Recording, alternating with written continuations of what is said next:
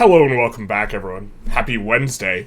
Today we are going to be doing a rundown of Tinto Talks number 60, which is going to be talking about some situations relating to the papacy and the Catholic Church. And so this will be a bit of flavor and also a bit of mechanics, seeing a little bit more on situations, which is kind of the historical railroading mechanic for this upcoming game, Project Teaser. We get to see a little bit more about how these will work, so without further ado, let's get into it. Hello, and welcome to another Tinto Talks, the happy St. George's Day. Why would you... I mean, I get that you're misspelling it, but why would you want to wish that kind of happy day? Okay, let's continue. Oh! He finally got it. I understand. He was trying to spell Wednesday, and then he kept on spelling it wrong, and then we finally got to it. Happy Wednesday. Happy Wednesday. But it is indeed a happy Wednesday. However, in some sense, it is a sad Wednesday, because... remember Johann, the one who gave us all those happy Wednesdays before? He's still locked in the trunk. But anyway, where we talk about our entirely super top secret, big top, big secret, big super game with the codename Project Caesar. Now, if you pronounce this, well, it's really truly, I can tell you the name of the game. It's Project Teaser, but if you pronounce it correctly, it's of course Project Tizar. This week, by the way, that was all ado, so when I said without further ado, we had that, and then we had my explanation about ado, which is much ado about nothing. This week, we will be talking about a trending topic. Oof. Oof. Shout out to the Pope. May you rest in peace. What happens if 2 or more popes are elected in a papal conclave? What makes a man go neutral / join the dark side? Nail 95 theses against indulgences on a church in Wittenberg? Yeah. Bang, bang, shots fired. How does the General Council of the Catholic Church react to this? Or, in other words, we will be talking about the 3 historical situations present in our game: the Western Schism, the Reformation, and the Council of Trent. Okay, so let's get into the Western Schism. When a pope dies, some processes are need to be started, which we are watching right now, leaning towards the most important one, the papal conclave, which we are having one right now. And by having one right now, I don't mean this, the Happy Wednesday and the explanation. I mean what's going on in the Vatican. The Pope died. They're finding a new one. Well, they're not finding one. They're selecting one. Finding would be a different activity, which determined the election of a new pope. We see chancellors report death. Indeed, they did. And then we do have the papal conclave here, which gives negative stability investment for those who are playing the papacy. The Pope has died. Oh, man, all of this, as shown last week, the special papal heir selection determines that a regency will start with the clergyman becoming the head of the papal conclave. If it's the year 1360 or later, which it is, a schism might strike the Catholic Church. Yikes. Making for a divided election. We see here the event, a schism in the Catholic Church. Let's read the bit of flavor on that. A schism has struck Catholicism and has thrown the Curia into petty factionalism. Even if the Church has been divided before, this schism seems to be of a different nature. After the death of the last Pope, a faction of Italian cardinals is pushing for the return of the Holy See into their own control, something that they have desired ever since the papacy fell under French control. Opposing them, the French faction insists on the new pope remaining under their control. The demands of both factions seem irreconcilable, and the Catholic Church, the Catholic world rather, is swiftly descending into factionalism, leaving the good Catholic people of the Catholic Church without their shepherds. As long as this, and of course, we would have to scroll down. This is not good. It is not good. The Western Schism may be managed in this panel, and we do see this is a situation. Girl, you a situation. Which is that we are having a fight between, King Philippe and the Pope here. We do have some level of cardinal support, monthly reform desire, and what is the actions we could take? We could show unity of faith, and we have what appears to be a tooltip, which is showing the people who are supporting. I don't know if this support is having to do with the Curia, who has the most cardinals, who has the most power, this type of thing. We see that Castile or Spain here is still neutral. I think this is Normandy, Occitania, France, and This is another, I think, French one. So the French all support, keeping this stuff in French or France, and the Castile may kind of switch sides. We also see, a little bit of a look at Pope Johannes the 23rd, and this is one of the more strapping gentlemen we've seen in terms of character stat lines. His total stat line adding up to very nearly 250, which is quite up there in terms of power level. But okay, we are having a Western Schism, where you might see a few things. The contenders, the Papal States, the Pope residing in either Avignon or Rome on one side, and the country backing the second Pope on the other.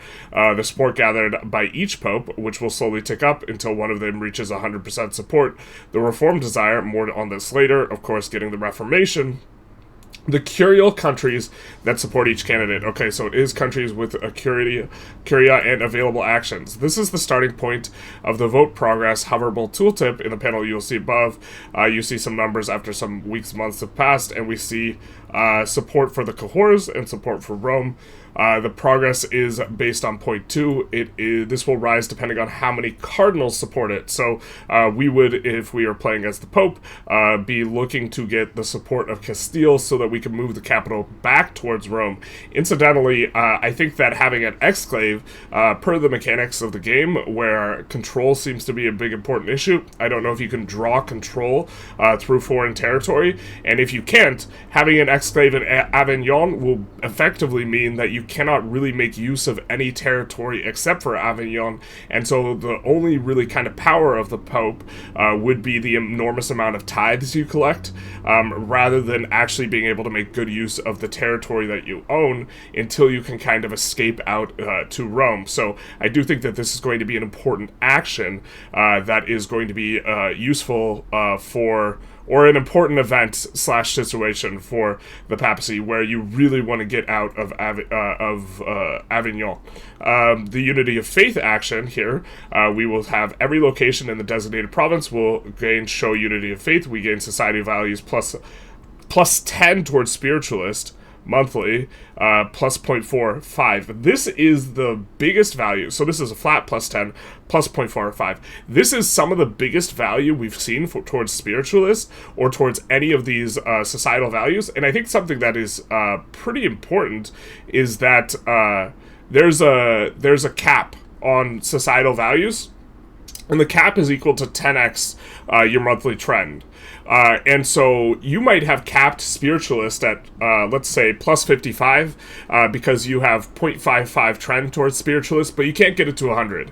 What this would do for you is this would allow you to trend towards 100, because 0.55 plus 0.45, that's 1, and you can get... you could get, 100 times that in terms of the amount towards which you can trend. So you could get up to 100 spiritualist with this action if you did not have enough trend. So yeah, I said times 10, I meant times 100, but you are gated in terms of your cap by not only the loud car outside, which determines how loud you can be outside, but also by... the degree of your monthly trend. So it's significant to acquire temporary big bumps in your monthly ticking, or that this is going to be something we look out for as we try and trend towards a particular societal value. But continuing on here, and this is what happens because of the curia actions of the Catholic IO being blocked. Yikes. We have none of these kind of being available until, I assume, we resolve this. Finally, this is the situation map mode. Ooh, girl, you a situation. Showing the countries supporting each side. We see the Papal States are supporting one side. And is that Mallorca or... Okay, and we see France and all the French subjects supporting another, and Castile doing a little bit of abstinence. Shout out to abstinence. The French candidate has more support than the current candidate, while Castile is sitting on the fence of the split action. There will be some possibilities, actions to gain support for each candidate, and some events may trigger randomly during the situation. After a while, one of the candidates will gather enough support to reunite the Catholic Church again. And either in Avignon or in Rome, I believe, will be the two options. The Catholic Church remains unbroken, but the authority of the Pope has been severely diminished during this period. Hopefully this has not damaged our faith permanently. Womp womp.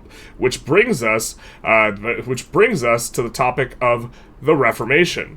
After 1520, after 1510, a certain Augustinian monk will protest the uses of the church, starting the Reformation. St. Augustine was also one of the most prolific writers. He wrote so much, and he is relevant and sometimes invoked in philosophy. Quite a bit. He leaned pretty heavily on Aristotle for a lot of his stuff, but continuing on, a little bit of a philosophy aside, we have the Lutheran Reformation. Thoughts of disapproval against the Roman Catholic Church are spreading across Europe following the increasing practice of indulgences, raising questions concerning the greed of the Church. While these stayed rather broad and general accusations for now, a particular incident in Perugia has caused a humble monk by the name of Martin Luther to write and publish a thesis on the nature of true worship and the nature of our faith. He is specifically targeting the selling of indulgences, defaming them as greedy and unnecessary. You're already collecting tithes, my brothers, as well as disputing the authority of the Pope to sell the same forgiveness that only God can grant. Yeah. Reformation within the Catholic Church. When our Lord and Master Jesus Christ said, "Repent," he willed the entirety of the will of believers, entire life of believers, to be one of repentance or purchase. These were the first notes in the documents of the 95 Theses found nailed to a church door, detailing the corruption of the Catholic Church, having suffered an extended period of weakness and internal struggle. The Catholic faith seems ripe for reform. Many echo the sentiment as the original author about the pureness of internal faith, and only through God a Christian can experience forgiveness. Others decry this work as heresy and straying far from Catholic beliefs. A wave of discussion is sweeping Europe as it becomes clear that the shape of the continent will be irreversibly altered, and that's called plate tectonics, baby. No, okay. They don't, not that shape of the continent. Okay. The birthplace of the Reformation will be a semi-dynamic, but there are some weights in place, so it will usually trigger in a different place of the Catholic Christendom. In this case, Martin Luther was serving his duty in Perugia, Italy. Well, that is actually interesting that it's even that far south. I think a lot of the events for Protestantism in a game that's unrelated, such as EU4, happened more in the north, or tended to, or had a significant weight more towards the north, and I don't think we ever, or would very frequently see it spawn in Italy, but it's also been a while since I played EU4. So a new heresy has appeared in Christianity. Clearly, these are the people who do not understand that the only truth is the Catholicism faith. Catholic faith? Is that the proper conjugation? Is it Catholic or Catholicism faith? I think it should be Catholic, but I'm not really sure. So this is the starting panel of the situation, Reformation of the Catholic Church, and we see something about Lutheran pops, Catholic pops, not a lot of Lutheran pops. We see Martin Luther, not the same strapping lad as that Pope we took a look at earlier. These elements that you can see, the Lutheran and the Catholic pops at each moment, the main active reformers, since all of them are characters that may spawn by event. Super, super cool that characters are spawning in and preaching, particular things, this type of thing. So we also are getting an indication here that regarding situations, we can have situations to which characters attach themselves, which I think is a bit of a new revelation that this was not previously possible. And so we can have, the scientific revolution or something like this as well later, where a bunch of scientists attach themselves to. So if you wanted to cover maybe even like classical music, you could have a classical music situation that a bunch of composers assign themselves to in terms of looking at what you can do with situations through mods, perhaps. I kind of doubt that there will be a bunch of composers, but who knows. The Lutheran Preachers, which is a building that may spawn and spread throughout Catholic countries, that may spawn, interesting, not constructed, we do see it is going to be employed by some clergy, so it'll move your estates a little bit more towards clergy. It will give monthly religious conversion to +1, but is it converting you? What's it converting you to? This is the rub, right? As members of the Reformation of the Catholic Church, the Lutheran preachers represents the local missionaries of the Lutheran faith who spread their teachings to all nearby Catholic people. So I have to assume that this only happens when you flip Protestant, and that if you somehow reflipped this back to Catholic, that this building just automatically gets destroyed. This might be a situation a year or so after the Reformation starts. We have Martin Luther, we have Ulrich Zwingli, not sure how it's pronounced. Ulrich, definitely more strapping. We got a nice little stat line there for him, around 230 or something like that. Ignore the weird graphical bug that we just found while writing this Tinto talk. Each character has its own different portrait. Or do they? Okay, shout out to, we're going to use the same portrait for everything. We do see a little bit here, a little pocket here, a little pocket here. Surely they just, that would never spread into something widespread. A second reformer, this gentleman, has appeared in Switzerland, making the Free State of Bern up here, a Lutheran bastion, and also 7 Lutheran preachers have appeared. Lutheran preacher buildings has appeared. In this map mode, you can see the countries that have already converted to Lutheranism, the locations that already have Lutheran pops, and also the Protestant confessions present, such as the Hessites in Bohemia. Ignore some of the red borders. Someone might be at war. By the way, the same countries that have decided that the start of the Reformation was a good moment to declare war on me, the Papal States, while preparing the screenshots for this Tinto Talks, traitors and heretics they are. Can't you just console command this? My guy. There's only one true God in game, and that is the developer. Okay, we that is what the red is about getting decked on. We see the little bit of branch in Bohemia here, and okay, fair enough. The Reformation may last a while, because these are its ending triggers. The Council of Trent situation is not active, or all of these. The Council of Trent situation has ended. Okay, it popped and it's over. The War of Religious situation is not active, and it also has ended. And then the current year is greater than 1700, which leads us to the third and final situation of today, the Council of Trent. Okay, if the Reformation is still active and Reform desire, the modifier which I mentioned in the Western Schism situation is over 50%, the Council of Trent will trigger. We see the Reformation of the Catholic faith, and the successes of the Lutheran movement can no longer go unchallenged. His Holiness has tasked a commission of cardinals with addressing the challenges posed by it. While the Catholic faith itself must not be compromised, His Holiness and most cardinals are willing to admit that some Lutheran complaints are valid. For instance, there can be no dispute that the frequent absenteeism of bishops and the worldly excesses of the clergy are a stain on the Church's reputation. Therefore, a council will be convened in Trent to discuss how to best reform the Church to meet the challenge of the reformers. Someone had a fun time writing that sentence. And begin the process of the Counter-Reformation. How do we reform the Church to combat reforming? Okay, so we convene the Council of Trent. Laws of the Catholic Church can now be changed, and every member can propose start law debate. We lose some money. An invitation will be sent out to all Catholic countries, and you can begin changing up the Church. The main point of the Council of Trent, let's read this situation here. Based in Trent, the Council of Trent is the Catholic attempt to stop the Reformation of the Catholic faith and overhaul the laws and policies of the Catholic Church. During this period, major reforms can be proposed by any member of the Church, though in the end, the real power, if such debates come to fruition, remains in the hands of the Curia and the Papal States. The main point of the Council of Trent is to debate and eventually approve some new laws for the Catholic Church International Organization. When those laws are voted past, it will end the council. So, does that imply that the Catholic Church I.O. cannot change its laws until the Council of Trent? A little bit, maybe. This pope's not as good as the other one, eh? But we have we have 5 debates, and we could either succeed or fail on these. During the Council of Trent, the Catholic Church comes together to debate about currently active and future laws. Every member is allowed to start law. Okay, I think we already read through some of that.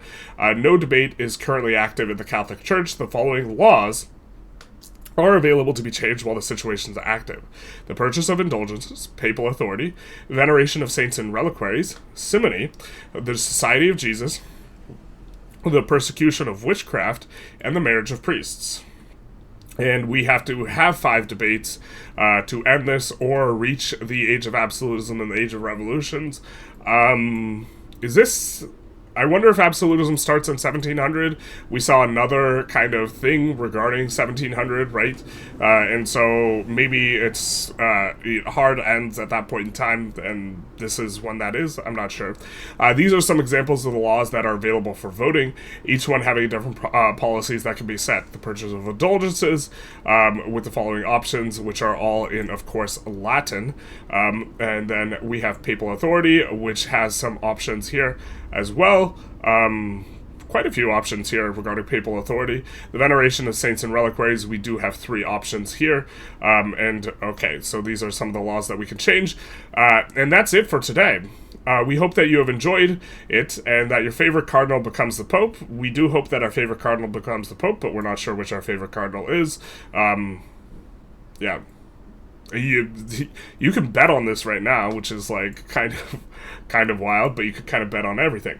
Next week, we will be taking a look at the final part of the Western Christian religious puzzle, the mechanics for the different Protestant confessions, and another situation, the war of religion. Is it the war of religion, or is it the war on religion?